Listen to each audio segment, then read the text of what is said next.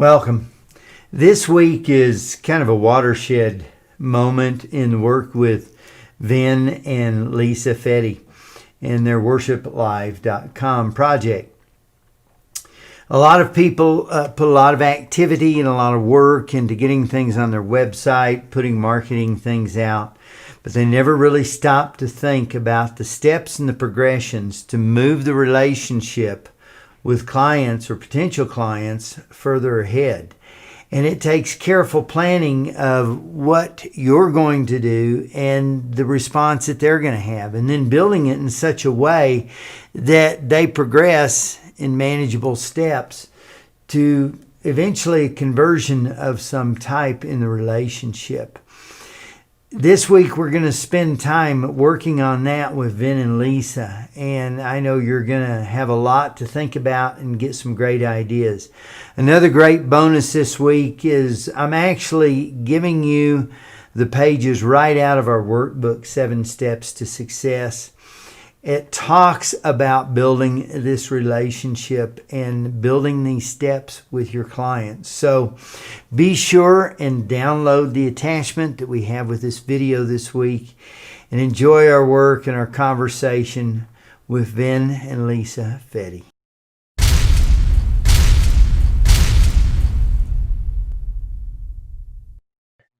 Welcome to Values, People, and Purpose. I'm Tim Buchanan. I'm Rick Redding. I'm Vin Fetty. And I'm Lisa Fetty. And we want to welcome you to our session today as we continue to work with worshiplive.com, moving it forward. And so we've been making a lot of progress, and today we're going to go to the next level. So I hope everyone's ready to take that next forward movement in this process and in your own. So we'll get right started. Vin and Lisa, why don't you bring us up to date quick with some things you've been working on, some things you've done since we were together last time. Yeah, Sure. Lisa, I'll let you start off. All right. Well, we had at our last session, we had revised kind of our handshake that was on our homepage. And we've since gone back to that and really prayed over that and worked it again, and feel like we have it where, for now, where we think it should be. We also worked on our About Us section and felt it was just really, again, very internal language, very flowery. So we kind of went back to that and tore that apart and put it back together again, so that it's really more of a this is who we are and we really want you to join us kind of language. Okay. And you've done a real good job on that. Made a lot of Thank great you. improvements at the website that are more communicating and reaching out to their needs and their passions and trying to connect them with yours. So you ready to go the next step? Ready. Oh yeah. All right. I don't know if I guess maybe I'm saying I'm ready, but maybe I'm not. Oh, you're ready. You're ready. It's time to go and get on. All right. I'm a go-getter. Let's go get her. A lot of times, again, we have things that are up and they're kind of billboard style, and a little bit like a buffet that people can come and just pick and choose, and that's fine, but it doesn't really grow your business like you want it to grow. And so we're going to think a little more strategically, just like all other businesses do. And a great example of that is grocery stores. Grocery stores are very strategic in the music that they pick. They want to pick a music that doesn't make you walk too fast, because they know for every minute you stay in the store longer than the average visit, you're going to spend X amount of dollars. Their goal is to keep you there. Ever run into a store just for milk or eggs? Yeah. Where are they? Yeah. It doesn't happen. Where are they? Yeah. They're in Back with of the about store. 100 other. Yeah. Yeah. Right. They're all the way in the back store, so that you have to walk through the whole store. You have to smell the smells. A lot of times it's pretty close to the deli or the bakery. And they're doing that on purpose. It's not just happens to be that way, but there's a specific path they want you to take to the store. The end caps are really important. They sell more merchandise off those end caps. The higher priced items are at eye level. Cheaper items are lower. I mean, everything is there and done for a purpose. So in kind of the same way, you want to do that with your interaction with people. You don't have products on shelves or anything like that. And please don't put elevator music on your website. I'll resist. But it's going to work the same way. Now, what you've worked at so far is stating things on your website so that there's a value intersection between the values and the things that people visiting your site want, the musicians, and things that you're able to offer. You had a really, really, really high scale value on there before, and now you've brought it back down to where they can look at that and say, yeah, I'm kind of there. I want to find out more. So we have to start thinking about steps, and we have to think about very carefully, where's the front door? And so that's the next thing you want to build. So I'm going to throw out some different ideas, and we're going to talk about them. We talked a little bit last time about your song competition. Tell me a little bit more about that. All right. So the song conference is going to be 3 days. The competition, it's going to be the online competition. The online competition. So the online song competition is to bring in songwriters that we don't want overly produced, because we want to be able to once producing them. So we want to get them in the front door. We want to make them aware that there's a song competition, that we want their songs because they win really cool stuff, but we also want them to be a part of Worship Live, in the fact that we want them to come along with us to do good things for the gospel. And that's been part of trying to convey that and let them know that there's more to the songwriting competition than just cool prizes and cool things you get to do. Okay. Overall, for your whole ministry, what is your target audience? Musicians from secular to Christian musicians, really, that have that want an experience, that are so worn out of their own lives that it's kind of like regurgitating the same thing over and over again. They want something new and fresh, and they want to get a hold of what's real in their life. How hard is it for a musician to get someone to look at his or her music? Yeah, it's pretty tough. I mean, it depends. I mean, people will listen to it, friends and family. It's the same thing, but it's a different story when, you're trying to say, hey, well, check my music out on Reddit. That's different, because people will check it out, give their opinion, and move on. It's not going to get them the exposure. It's not going to get them the direct exposure they want. Right. Okay. So musicians, first of all, need to get their music heard, and then they need to know how to market it. Right. And what are some other things they need to know? They need to know how to, first of all, have it recorded, the length of time. That's really kind of like in the kind of the magical time, which is around 5 minutes max. And you don't want anything more than that. 3 to 5 American minutes. Pie. Exactly. Yeah. Think that. So, yeah. So they need more. They need to know. They don't know how to market themselves. They don't know how to distribute their song. They are looking at their songs from, hey, this is my baby, just like all internal, just like we're doing now.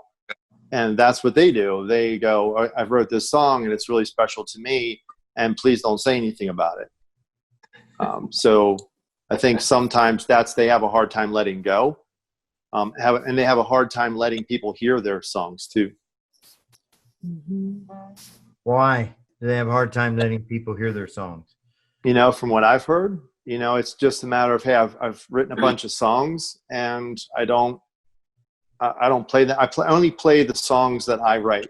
Right. So sometimes they'll say that, like, I won't play Hillsongs or Passion or whatever. So the Integrity Music, they'll go straight for their songs, but yet they don't have to look at them like they have to be published and they have to be some superstar. The ones that are really serious about it, like I'm talking about Christian musicians, especially, they're the ones who are like, hey, this is a song for God. I don't have to be in the limelight for it. And they play it. It's special to them, and it's special to them and God. And it's our job to say, hey, we want to share that with the world. That's not our job, but it's part of what we do at Worship Live is we want to bring those that have those songs and have those special moments to be able to share those out. And because they're writing music for their communities, that's really what we're driving them for, is to write for your community, write for your life, write for your family.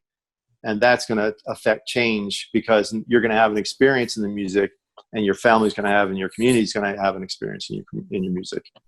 Same for secular musicians. They're just a little bit more, American Idol. Right. Okay. So we have a target audience of musicians, and they are proud of their music, and they do like to share it. Mm-hmm. Yeah.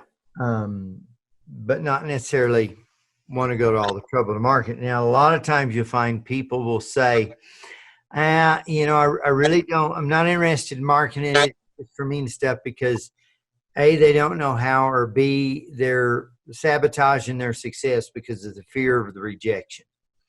Right. And so there can be a lot of things that's going on behind that. And so sometimes what we do, just for our own personal comfort, is we go and we bury that talent in the backyard. Yes. We're not willing to risk the talent, and that we may suffer some loss along the way. So a lot of things here. So, okay, it sounds like the competition is something that right now, given the resources that you have, given the facilities that you have and everything else, the competition is something that could be a huge gateway for you right now, a new front door. Right. Okay. Yes. So what we have to do then is in the steps, and it's just like any staircase. You have to have, stairs are measured in rise and run, how tall they are and how thick, how wide the treading. And if it's uncomfortable, if they're at odd intervals, things like that, people won't use the steps, and actually it'll cause them to trip and fall. So in the same way, in moving people to coming alongside you, you need to do the same thing. You need to be the ones that carefully think through a series of actions and reactions that begin to work people towards where you want them to go. And they're going to progress up steps to different plateaus. So in other words, they may come in as a competition, then they get to a plateau of the education, and then they move to a plateau of the discipleship, and then they move to a plateau of being a discipler. And again, you're the ones that are going to have to define these plateaus, but there's got to be steps, and these steps have to be big enough that they feel like they're making progress, but small enough that they feel they're obtainable. Okay. Makes sense. It does. Yeah. I'm sure all of us have taken a little one, maybe 18 months or so, just walking, and held their hand and gone upstairs. Oh, yeah. I mean, those stairs are up to their thighs. Yeah. They're pulling on you, and they're getting a leg up, and they're getting a leg up. And I've often thought, how many of us adults would go up a set of stairs like that were thigh high on us? I mean, we'd just be like, forget it. I don't want to go up there.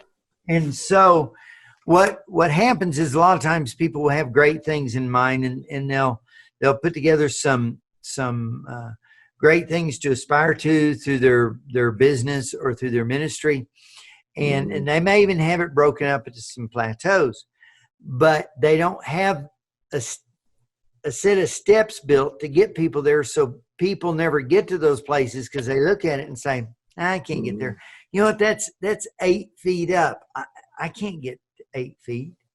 No way. So they don't try. So it's your responsibility to do the work, to do the effort, just like Christ did in salvation. He did all the work for us. He took all the steps, and he went and he took care of everything, and he still does in our spiritual growth and everything else. He does all the effort for defining and building and laying the steps out in front of us so that we can come to hear him and that we can grow. You have to do the same thing. So it's a matter now of us beginning to decide what the steps are, and you start at the front door. Your goal is to get everybody to the top plateau or whatever, and because you're able to build that plateau, you're able to build that part of the ministry because that's where you've come, and you want everybody there, but you forget, and we all do, how many years it took you to get there and all the steps that it took for you to get there. So out of your experience and out of your knowledge, and out of your failures and everything else, you blazed a trail, and you stumbled down the stairs, and you had to go back and re-engineer them sometimes, and you thought you had enough steps, and you got there and you're still short. You did all this. So now you can take all that knowledge and all that experience, and you can craft a set of stairs that will actually work for them. That's what you're able to do from your experience and knowledge. Make sense? Makes sense. So we start doing it, and I do, just as a matter of opinion, I think the competition is a great place and one of the biggest pushes to go out and to make, because you need people. If you're the most awesome leader in the world, but nobody's following you, you're just a renegade. Yeah. Okay. Right. Yeah. Yeah. Good way of putting it. And we have enough renegades in this world. We don't need So let's discuss, and we'll hit on them a little bit, and then you can work on them this week. And this is how you lay out your whole plan through your website and everything else. This is my plan of bringing them up. Okay. So let's start talking about a few steps. What's the first step they have to do? As far as getting into the competition? If your competition is the stairway, what's the first step they have to do? They have to click on a button that goes there. So they have to come to this. They have to actually come through an ad on Google, or they have to see it on the homepage somehow, and then click on the button that says, I want to find out more. All right. They got to get to the site. Yeah, they do. Let's talk about find out more. Okay. We've talked a little bit about y'all's dating relationship before you're married. When at the end of your first date, Lisa, how would it have seemed to you had Ben said, if you would like to learn more, please text this number, and left? I mean, I hope very odd. I hope he was a little more romantic than that. We don't want details, but we're. He was a perfect time. As dashing We went to as church, he is, so even as dashing as he is, to catch a pretty girl like you, he had. So True. that's the mindset that you want to have when you start thinking about these buttons and things. It's got to be something that is relatable. Is, in other words, step. If you just put find out more, learn more, whatever, they've seen those steps a million times on the internet, and they're like, maybe later.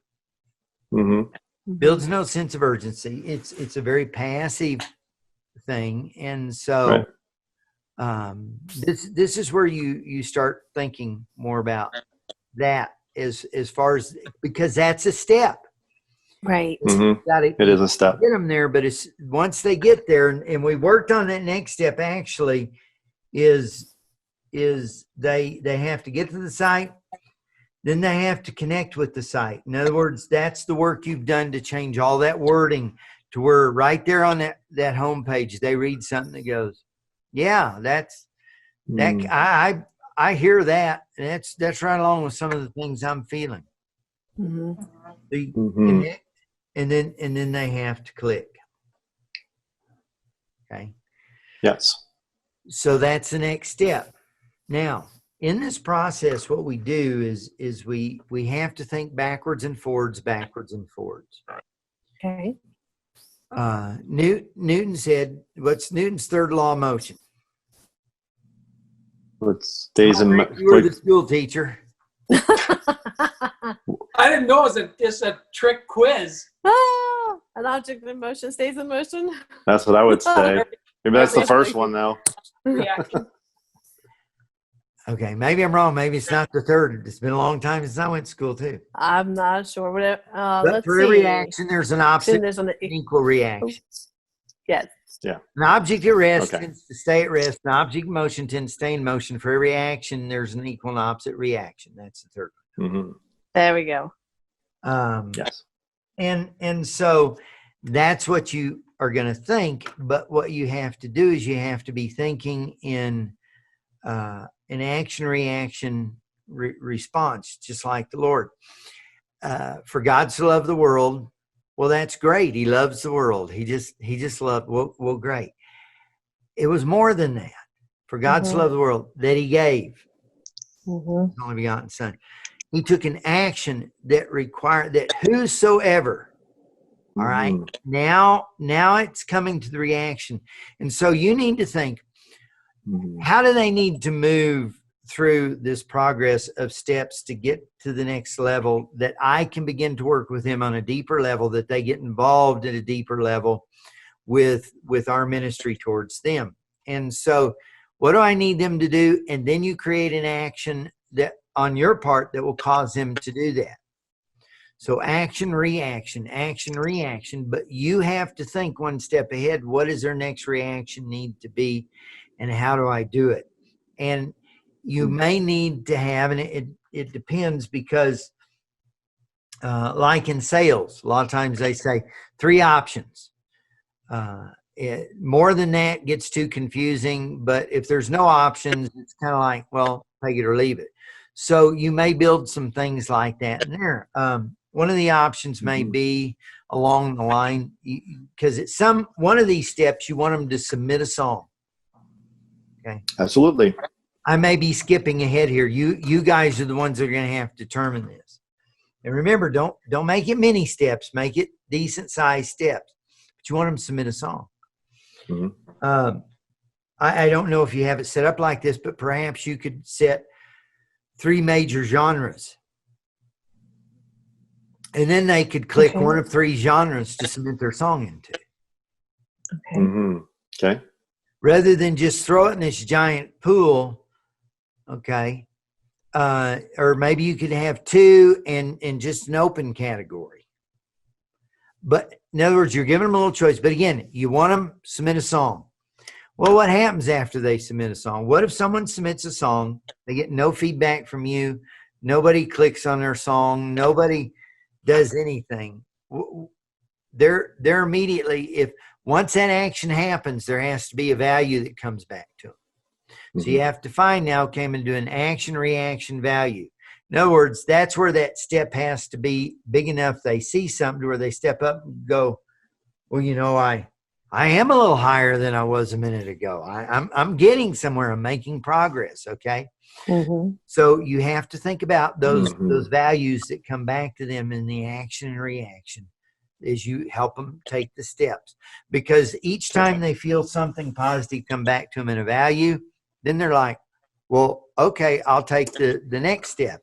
You guys have already just been through a lot with me and done a lot of work and had sleepless nights. You're working through this, but that first time we talked, you got absolutely zero. You saw no hope. You saw no vision. called Rick up afterwards and like, Rick, where did you find this? I mean, he has no idea. Why would you want to talk to him? And I'm hoping you didn't. But you had to see something, some hope or some value return for your time invested to move forward. Does that make sense? Yes. And that's why that first meeting we had, I just didn't dump it all on you and say, okay, well, now you know, so I hope you do something with it. We're taking steps, aren't we? Yeah, Yes, we are. A little bit of time. So that's where you begin to make this move forward is step two. Okay. Okay. Okay. So what are some, because I know you're both really creative and you're thinking all the time in this close to your heart. What are some things that are rolling across your head in the way of steps that you may be thinking about? I mean, just when I heard the kind of three categories, we've already had about 9 to 11 songs submitted. I haven't looked at it lately. So it's not an abundance of songs yet, but they're coming in and they're all different. Some of those, I mean, we have some things that are probably Dove Award already, I would say. I mean, it's that good. Yeah. And so we get a mix of genres in there that I'm like, where would these genres go? Would they know where to put those genres? So that's kind of what I'm thinking. Like, that's a really cool thing, like to be able to say, hey, this is my category. This is where I want to put, and this is what I want to be known for. And then, and how to, like, we've been talking back and forth, like, how do we connect with them? Because all we do is give them a thank you page. It says, hey, we've got your song. It's in good hands, and we're going to be following up with you. So we haven't followed up with and we follow up when they submit, but we haven't followed up lately. And we've been trying to come up with what's that look like so we can get them involved. Do we get them involved in a next step of saying, hey, do you want to, can we put your song out on the site for other people to listen to? And we don't know if that kind of invalidates. So there's been ideas that we've already been thinking of. So this gets me back thinking about those steps of how we can do it, not in the small little tiny micro steps, but in steps big enough for them to take to say, hey, I'm moving, like you said, I'm moving forward in this, and I need something now that tells me what the next steps are. But we haven't told them that yet, because really all it's been, hey, you get to submit your song. It's going to be in 6 months, and we're going to judge it. And then it's this next step. So, but we want to take it. We want to actually get closer to them. We want to take it a step further so that we're not just this. Yeah. And that's good. Now, you guys met online. Did you tell anything about yourself in your online profile? A little bit, not much. I mean, but a little bit. Yeah, like go for long walks on the beach kind of stuff. Right. Yeah. If you like pina coladas, exactly. Exactly what came to my mind. That song. Okay, I'm looking at your submit a song right now. Okay. That's why I keep looking away from the camera. First name, last name, email, phone, address, postal code, song file. All right. Yeah. Go back and tell me again what the purpose of this whole ministry is in a nutshell. It's to support and reach musicians to have a deeper experience with God, and then take that deeper experience out to their communities and families. Okay. All right. So my first name is Tim. My last name is Buchanan. My email is timothyMbuchanan@gmail. My phone is 123-456-7899. I'm going to give you my address, and then I'm going to upload my hee-haw song that I wrote. Okay, good. What do I need from your ministry to help me? Well, a lot of these, that's a good question, because a lot of the songs that we're getting are actually already really produced. So, they are produced into the fact that maybe some of them, I'm glad they're produced, they really sound good, but we need just that's why we changed that language a bit, to say we want your songs, like you on the guitar, you on the piano, playing your song, singing. That's as good as we need it, because we're not judging on your performance And so to what we need from them is really just their heartfelt song of, maybe we've overthought it a bit too. It's like we're trying to be, again, too flowery with it and say, let's go really deep. Instead, they're looking to say, hey, I want to get recognized. I want to get noticed to a level that That's true. I can't do that anywhere else. I haven't been able to cross the line. Like one guy said to us, he said, hey, I'm getting feedback from my friends and family. They like it. The feedback is they like it. So, we want to empower them to continue to write songs, and we want to encourage them to write songs regardless. Okay, me and my song I just submitted. You don't know anything about me. You don't know where I'm struggling. You don't know what I'm hoping to do in my music career. You don't, and you said, some people aren't ready. And you, again, in these steps, you need to understand, okay, some people are going to be scared to death and they don't want anybody else to hear it. They don't want it posted. We've got people with confidence challenges. We've got people with quality challenges. I remember we had a guy that wanted to come and lead worship at our church years ago. We were just starting, and he came and he had to start one song 4 times. And he did not sing one note on key. It was the most awful thing I ever heard in my life. Wow. And he needed somebody to come alongside him and say, hey, I'm glad, music is in your heart. Let's work a little bit on the rest of your body, getting it out so that it's good. And so this is your chance. Now, think about this. Normally, when you're doing that capture of information, you don't want tons of it. Okay. Right. Because that scares them off. But if they're submitting a song, they're already bearing a good part of their soul to you. Okay. Mm-hmm. So instead of asking them about themselves, don't make it a psychology exam like, do you feel safe at home? Do you have confidence issues? I have a dear friend. He's a retired pastor, and he's in his 80s now. And he was telling me that here a while back, he went to the doctor, and part of geriatric medicine now is dealing with depression. And so the doctor asked Jim, he says, Jim, he says, do you ever feel like you'd be better off if you were dead? Jim said, well, I'm a Christian. Of course I feel like I'd be better off if I'm dead. Amen. But no, you don't want to come across like that. But here's a great way that you could approach this with them.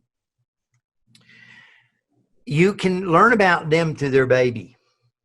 Our babies look a lot like us. That's praise Jesus. Mine mainly look like their mother, but our babies look a lot like us. So here's a way that you could approach this to get to know them. Okay, is that you can say, tell me what your thoughts were that were behind this song. And again, you know how musicians, so you know how to word it. What hopes or dreams or aspirations do you have for this song? How would you like to see this song used? Just tell us a little bit the story. Walk them through. Here you're walking them through. You're helping them in action and reaction. You're letting them walk through the story of this music that means so much to them. But in the course of that, you're going to learn about them. Now, when you respond to their submission, you can have a personal response. Hey, I really identified when you said about this, and I really think you nailed this dream for your song and this section. You can do it in a personal way. And now what you've done is you've accelerated the relationship that you have with them because they know you read it, they know that you listened to it, and now you have a common point of dialogue to begin to build a relationship that will eventually take them to the plateaus, and that is their music. You haven't dug into their life, dug into their music. Make sense? It does, and that's the one thing we were thinking about, because this kind of goes into the next, which we haven't done, we haven't really talked about, but it's the Songwriters Podcast. It's getting into their music and talking with them, because we're getting them submitted, and I'm like, what a great time to actually have them come if they want to. And that's the other thing, have them come on the podcast and actually break apart their song and to help other people too. I mean, past all this, other musicians. Probably for the new people, that's going to be tough to do. Yeah. For young songwriters. But here's something that you could do parallel to that, which I had jotted down, which could be very powerful for them. In other words, one of the things they feel is all alone in this. Like, they're the only ones struggling with this. Everybody else is successful with their song. I'm struggling. And so I heard a story the other day about the gentleman who voiced all the voices for Daffy Duck and Bugs Bunny and did all kinds of them. And when he went to Hollywood to get a job, he went and asked the guy at studio that did all these. He said, "Hey, I do voice work. Can I audition for you?" And the guy says, "We got all we want. Go away." He did that every week. Every 2 weeks, he went back and asked the same thing and was told no for 2 years. Wow. Okay. Wow. That is an extremely rare example. Most people after the first, second no, they're like, what was I thinking? I'm just going to sing my songs for myself. Again, you know what they need in this. So what you could do is through the podcast and things is that you could have some of these more experienced artists, these successful artists, do interviews with them about when they first got started, about some of the struggles that they had, the things they went through. That's going to flock new musicians to you because they're going to hear things that they identify life with, and they're going to go, wow, this person struggled just like I am. All right. Mm-hmm. It's you identifying what do they need right now. They don't need to break down their song. You're more mature people who are up to a point of discipleship, who have matured to the point where they're open to people speaking into their life. They do that, and it'd be great, and you could use some of those when you get them. But right now, get some other people because they need to hear this. So what you can do is, first of all, I would suggest strongly is that one or both of you shoot a video, and I can help you do it if you need it. But I would shoot a video so that when they come to the songwriters sign up, the first thing they see is an auto launch of your video to them. And I think at that point, they need to see a person. This is personal, okay? This is their baby, their song. They're not just going to hand it to a cold website. Right. So in this particular situation, they need to see you two. You need to assure them, hey, you know what? We have songs that run the whole gamut. We have some of them that are professional, some of them that people did with their iPhones, Android. It doesn't make any difference. It's about you and it's about your music, and we want to hear it. So if you have done it all up, great. If you haven't, that's just as good. And so go ahead and do this. They see you. They're going to relate to you. They're going to love your invitation. And you have got to verbally set them at ease to let go of their baby and let you hold it. Right. Yeah. And I think it makes sense. The best way for you guys to do that. And then That's a great idea. the newer people are in the connection with you, the more work they're going to take and the more help they're going to need to get to that next. As they get each plateau, the work will get easier to help them progress. But the steps they take will be smaller as they grow, whereas you're going to see big jumps here in the little ones. And so remember, you're feeding it up. And so invest this in the lower end to really get it. That's the first thing you want to do. And you set yourself a goal of how many song submissions you want to have, and go to work, build a good staircase, and get them to that next plateau to where they're coming along and you're ready to start introducing some new and bigger things to them. All right? Because a lot of these things you've got, for most of them, they are not ready for. If you keep that conversation going, in other words, you can drop breadcrumbs through your emails that you send to the people who are in the competition. And I would send them emails announcing, hey, here's so-and-so, an interview we did with them and the struggles of that. Here's so-and-so music executive from Integrity or whoever, or Word, or David C. Cook, if they have music. here's some ideas they've got for new music people. I mean, those are the kinds of YouTube videos that just explode on how to. And a lot of them, if you notice, the people that have huge followings, they're just telling people how to do what they're doing, but not how to do what those people want to do. In other words, it's like build your list to 1 million, and they're building their list to 1 million, just telling people how to build their list to 1 million. I mean, it's kind of, That's it. Yeah. Yeah, you're right. But you're gonna look and look at that first step, because if you can't build that inflow and begin to gather music, because music could ultimately be part of your revenue stream too, and the support that you have.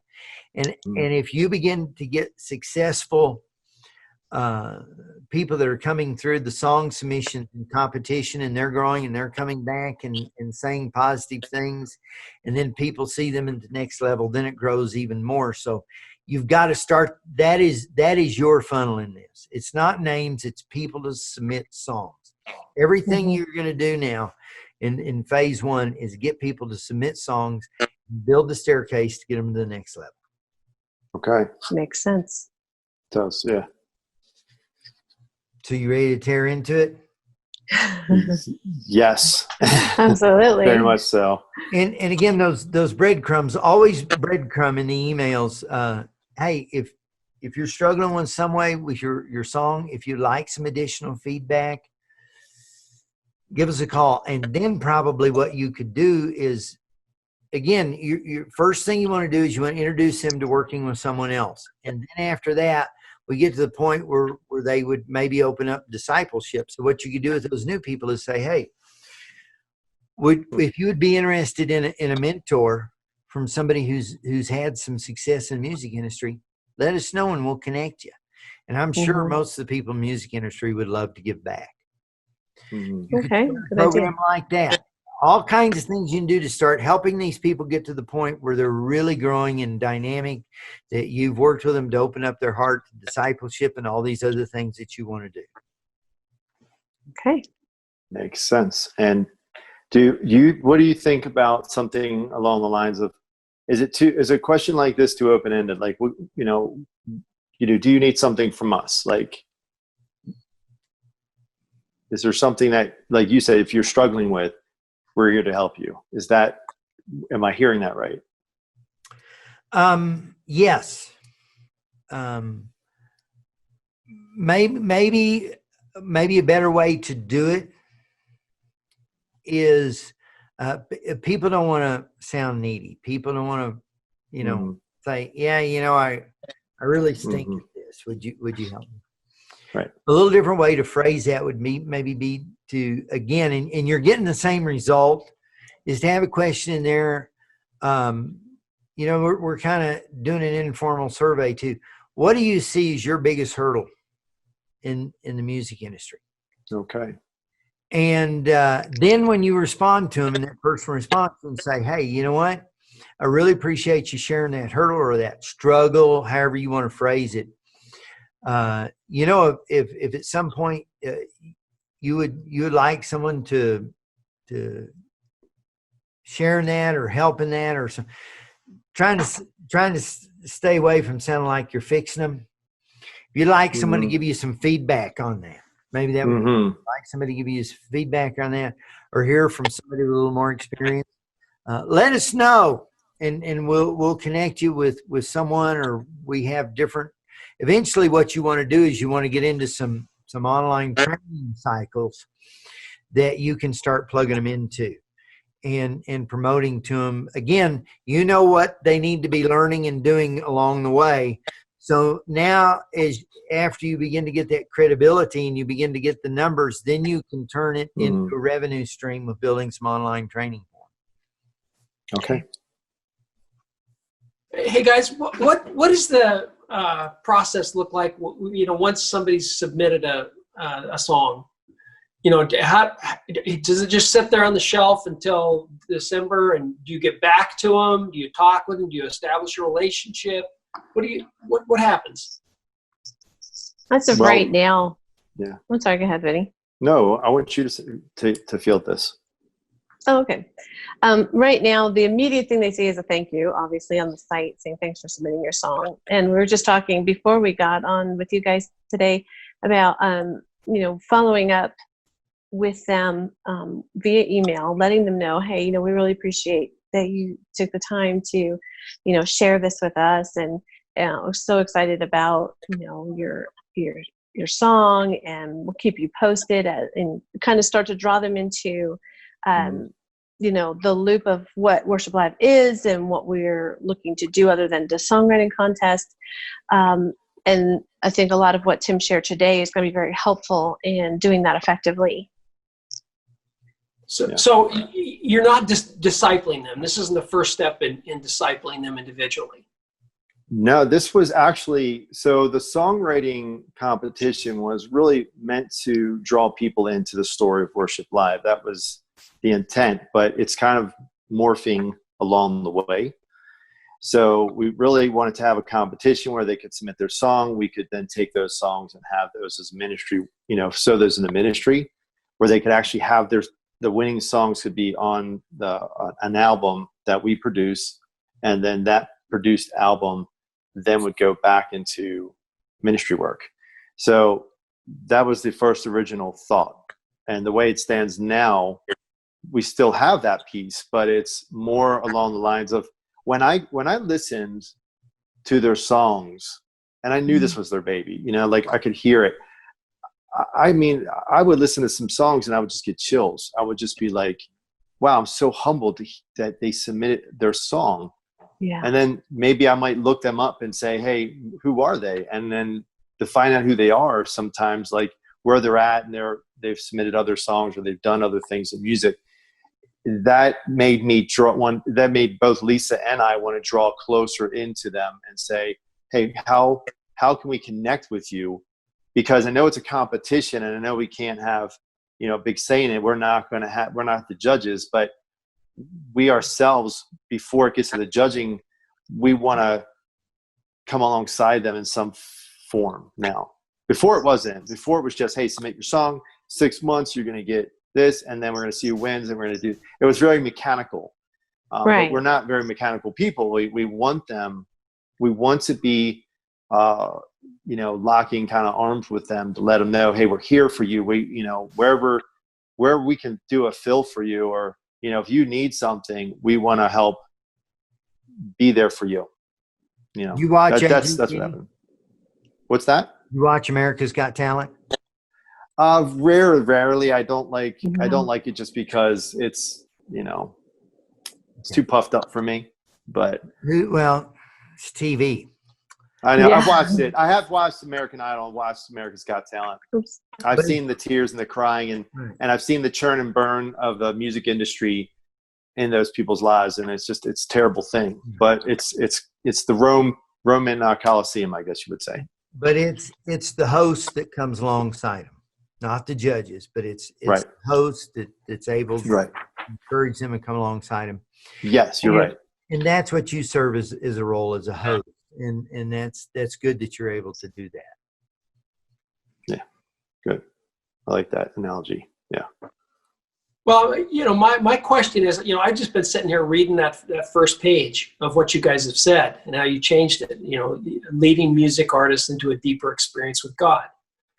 Okay. And then you explain the encounter that connects them with passionate purpose, discipleship, and support that releases them to use their gifts to be change makers in their families, communities, and the nations. It sounds to me like it's not a cold, impersonal process. You guys are kind of, railing against that machine. Talk about seizing the darkness in somebody's life.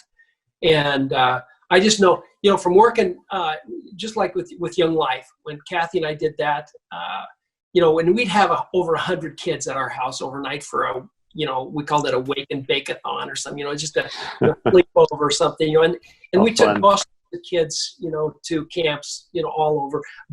And as a coach, myself as well, Young Life had a saying called "Earn the right to be heard." You have to earn the right to be heard with these kids. And it's one-on-one, and it's something that I feel like I carried through in my life too, is the fact that like I've talked to you Ben, I was interested in you right away. I mean, I just wanted to know more about you. What makes you tick? Just like Jay, and and I think it's been maybe a little bit of secret of my success in that has been, and because you want to reach into their lives, and you want to hear their story, and then if they want to hear your story, that comes along. It's another step, like Tim's talking about there. But I'm thinking, this thing is going to be one life at a time, right? Mm-hmm. It is. And so everybody that takes the time to submit their baby, I mean, it's really their baby like, and they want to know what's going to be taken care of, and they want to know that the people behind that.